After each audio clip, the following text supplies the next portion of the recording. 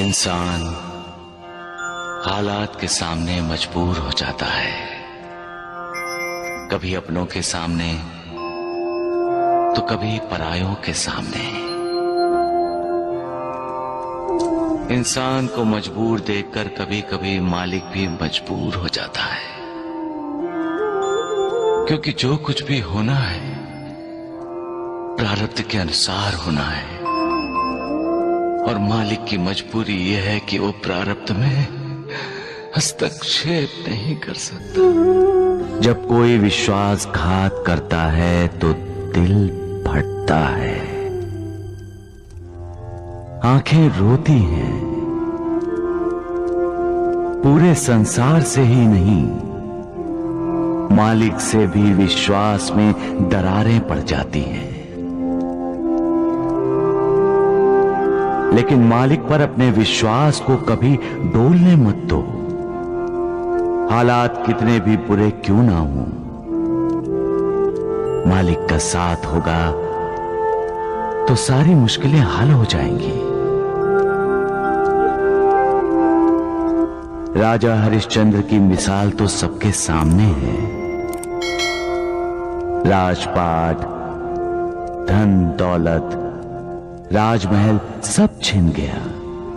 यहां तक कि उसकी बीवी और बच्चा भी उससे अलग हो गए। फिर भी राजा हरिश्चंद्र का विश्वास नहीं डगमगाया, कभी सच्चाई का साथ नहीं छोड़ा। सच क्या है? सच कौन है? सच ईश्वर है, सच भगवान है, सच मालिक है। बस एक वो ही सच है, बाकी सब मिथ्या है, झूठ है। हर चीज का अंत है,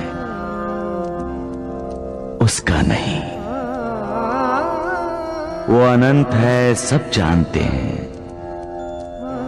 फिर भी जमीन, जायदाद, जेवर, धन दौलत इकट्ठी करते रहते हैं, प्यार करते हैं उसे। हालांकि सब जानते हैं पैसा इंसान को लालची बनाता है, स्वार्थी बनाता है।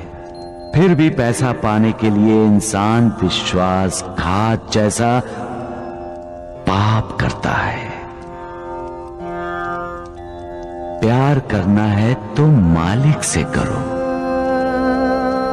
वो प्यार करो जिससे श्रद्धा जागे, वो प्यार करो जिससे विश्वास पैदा हो, वो प्यार करो जो पुण्य दे। वो ही पुण्य तुम्हारा उद्धार करेगा। कमजोर इंसान हालात के सामने सिर झुकाते हैं, लेकिन कुछ इंसान ऐसे भी होते हैं जो हालात पर सवार हो जाते हैं। बाजी, हालात के सामने मजबूर होकर बच्चों को अपने से अलग करके उन्हें त्याग देना, ये फैसला गलत था। माता पिता को अपने बच्चों को हालात से लड़ने की शिक्षा देनी चाहिए, हालात के सामने मजबूर होने की नहीं। हालात के सामने मजबूर हो जाना ही पलायन है। ये सोच ही इंसान में निराशा को जगाती है। आपके बेटे और बहू ने बच्चों को त्याग देने का फैसला लेकर अपने बच्चों को कौन से संस्कार दिए मां जी? मां जी, हर इंसान की जिंदगी में बुरे दिन आते हैं। जिंदगी बसंत बहार नहीं है। यहां रोशनी है तो साथ में अंधेरा भी, यहां उदय भी है और यहां अस्त भी। यहां दुख भी होते हैं और सुख भी। यहां कुदरती सूखा पड़ता है तो सूखी भावनाओं का भी पड़ता है अकाल। माझी अकाल पड़ना एक कुदरती व्यवस्था है जो इन सब का सामना करता है, मालिक उसका साथ देता है। जो हालात को मात देने की कोशिश करता है, मालिक की कृपा उसी को ही मिलती है। उसको नहीं माजी जो हालात से भागता है। हालात के लिए मालिक को दोष देता है, मालिक की कृपा उसको नहीं मिलती है माजी। जो इंसान अपने आप को नहीं ढूंढता वो दूसरों को कैसे ढूंढ पाएगा? जो अपने आप को नहीं ढूंढ सकता यानी अपने आप को जानना, अपने अंदर की आत्मा का दर्शन करना, अपने अंदर ज्ञान का जो प्रकाश है उससे अपना जीवन प्रकाशित करना। जब अपना जीवन प्रकाशित हो जाए तब दूसरों की खोज आसानी से की जा सकती है। कोई मिसाल दे सकते हो तुम? एक तपस्वी साधु का शिष्य था। कई वर्ष कोशिश करने के बाद भी वो ध्यान नहीं लगा सका। आखिर वो अपने गुरुदेव यानी उस तपस्वी साधु के पास गया। बोला, इतने वर्षों से मैं ध्यान लगाने की कोशिश कर रहा हूं लेकिन ध्यान लग ही नहीं रहा। तो फिर तपस्वी साधु ने क्या कहा?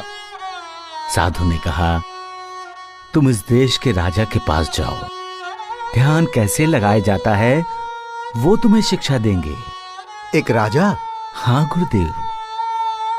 वो राजा के पास गया और जाकर उसने देखा कि राजा तो मदिरा और मदिराक्ष में डूबा हुआ है। हाँ गुरुदेव, ऐसा ही हुआ। नर्तकी का नृत्य देखने वाले राजा को देखकर शिष्य लौटने लगा। तो राजा ने उसे रोका और जब उसे ये पता चला कि शिष्य को साधु ने भेजा है तो उसने शिष्य को कहा कि अब आए हो तो हमें आतिथ्य सत्कार का अवसर दो, यही? बिल्कुल ऐसा ही हुआ गुरुदेव। आराम शिष्य ने कभी देखा नहीं था। उसे देखने को मिला, उसे अनुभव करने को मिला और रात के भोजन के बाद जब उसे भव्य और ऐश्वर्य संपन्न शयन कक्ष में सोने को मिला तो वो जी भर के सोया होगा और क्या? नहीं गुरुदेव, शिष्य एक पल के लिए भी नहीं सो सका। क्यों? क्यों नहीं सो सका? क्योंकि जिस पलंग पर वो लेटा था उसके ऊपर एक बहुत नाजुक धागे से एक तलवार लटक रही थी।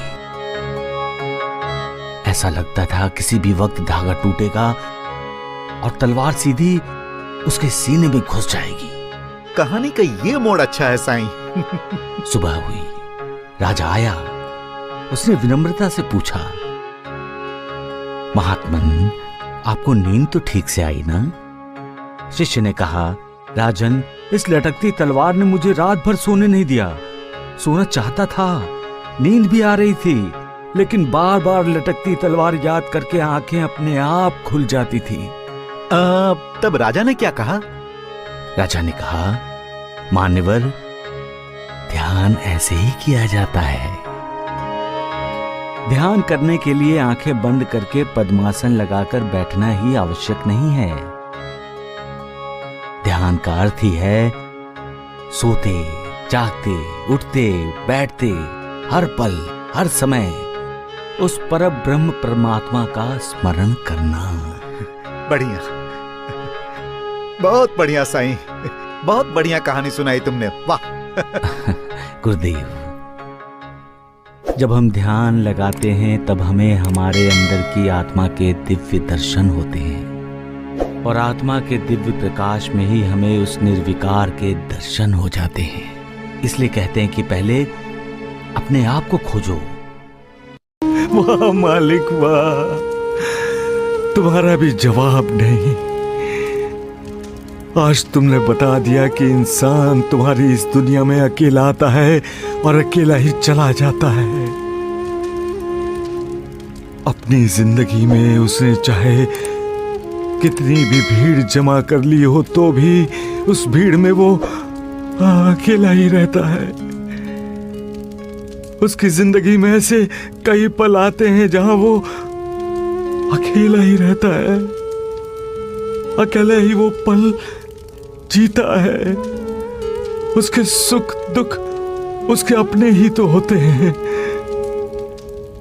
उसके सगे संबंधी दोस्त उसके साथ मिलकर उसका दुख हल्का करना चाहते हैं, लेकिन इंसान को अपने दुख की तीव्रता को अकेला ही झेलना पड़ता है। वो अपने सुख में दूसरों को शामिल कर लेता है, परंतु उसको खुद को जो खुशी मिलती है वो उसके अकेले की खुशी होती है। अकेलेपन से डरने वाला तुम्हारा इंसान जिंदगी में ही अकेला हो जाता है। तुम इंसान को इशारा करते हो कि किसी माया किसी मोह में मत फंसो, कोई लाभ नहीं, क्योंकि सब कुछ यहीं छोड़ जाना है। सबका